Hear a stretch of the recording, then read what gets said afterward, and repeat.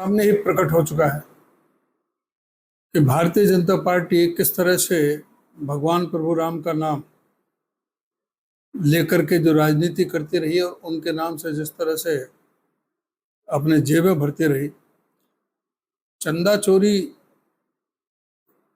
कोई छोटी मोटी नहीं है, ये हजारों करोड़ का घोटाला है राम मंदिर में, जो शुरू से ही जमीनों में, कंस्ट्रक्शन में, इनके खुद इंजीनियर ने कहा कि 40% तक हमें कमीशन देना पड़ता है।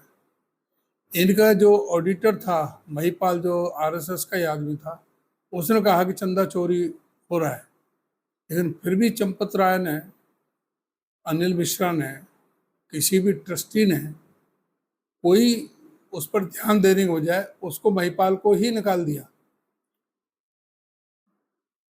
अब बाद में पता लगा कि 5 जून को ही 80 लाख रुपए बरामद किए। जो उनका अंतरराष्ट्रीय जो अध्यक्ष है आलोक शर्मा, उन्होंने कबूला 5 तारीख को कि 80 लाख रुपए बरामद हुए और उसके ये नोटिस में आया है। तो उसी समय एफआईआर क्यों नहीं दर्ज कराई गई? सबसे पहले तो सवाल यह है, छोटी मोटी भी चोरी हो जाती है तो तुरंत पहले एफआईआर दर्ज होती है और एफआईआर के बाद में पुलिस कार्रवाई करती है उसमें। और 7 तारीख को उसके 2 दिन बाद जो बरामद हो चुका, पुलिस भी साथ में थी, कहीं कोई एफआईआर नहीं थी, खुद चंपत लाल जी साथ में थे जो काला बैग लिया।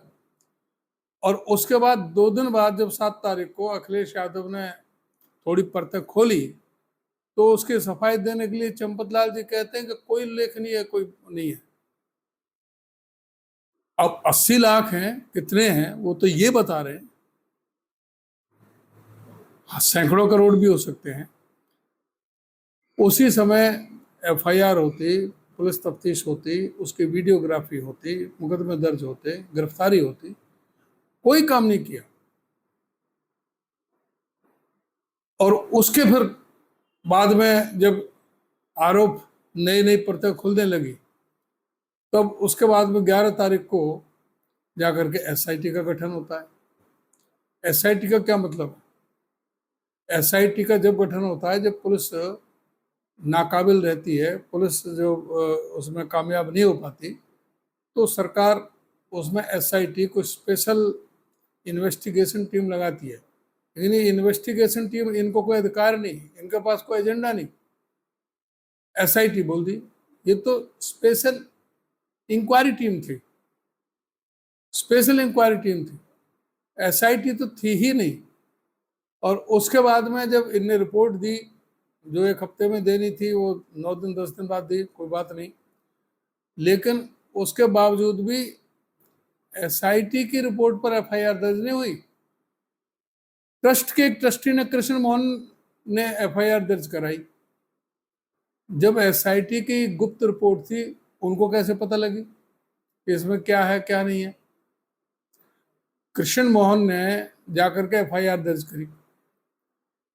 दर्ज करी, उनकी गिरफ्तारी हुई।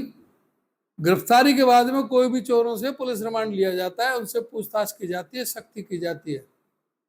यहाँ तो भगवान प्रभु राम के चंदा से था, उनके धन की चोरी थी, उसका नार्को टेस्ट होना था, उनसे कड़ी पूछताछ करनी थी, जिससे कि वो उगल पाते कि इसमें और कौन कौन शामिल हैं, किनके इशारे पर वो कर रहे हैं।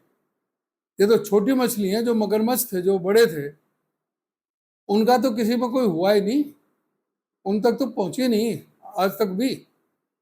और फिर कभी भी ऐसा नहीं होता कि चोर पकड़े जाए, एफआईआर दर्ज हो जाए, जाकर के उनको जुडिशियल उनमें कस्टडी में भेज दिया जाए। पुलिस रिमांड क्यों नहीं ली गई? पहले 3 दिन के जुडिशियल पर कस्टडी कर दी और वहां से आए तो फिर 14 दिन के लिए पुलिस रिमांड मांगा ही नहीं। ये पूरा इस संदेह की पुष्टि करता है कि पूरी तरह से आरएसएस, विश्व हिंदू परिषद, पूरा जो मैनेजमेंट था, पूरी तरह से मिला हुआ था और इसको रफा दफा करने में लगे हुए थे। अब जो रिपोर्ट आई, सिर्फ 40 दिन की आई कि 40 दिन में 70 बार 72 बार चोरी हुई। सारे आरएसएस के और उसके विश्व हिंदू परिषद के आदमी, वहां का कोई लोकल ना कोई कार सेवक लिया है, ना कोई वहां पर कोई लोकल किसी भी तरह का कोई साधु संत महात्मा लिया, कोई शंकराचार्य नहीं लिया। तो ये पूरी तरह से एक राजनीतिक लूट करने का काम किया है।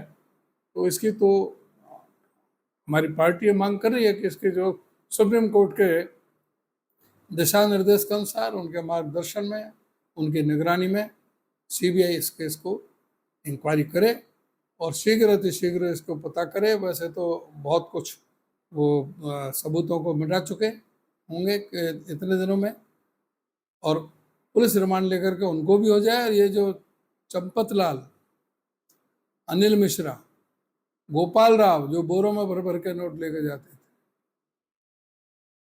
इनको भी गिरफ्तार करके इनको पूछताछ करी जाए, इनका नार्को टेस्ट करे जाए। हमसे जुड़े रहने के लिए हमारे YouTube चैनल को सब्सक्राइब करें और नई वीडियो की नोटिफिकेशन के लिए बेल आइकॉन को दबाएं। अगर आप ये वीडियो Facebook पर देख रहे हैं तो लाइक जरूर करें और ज्यादा से ज्यादा शेयर करें। धन्यवाद।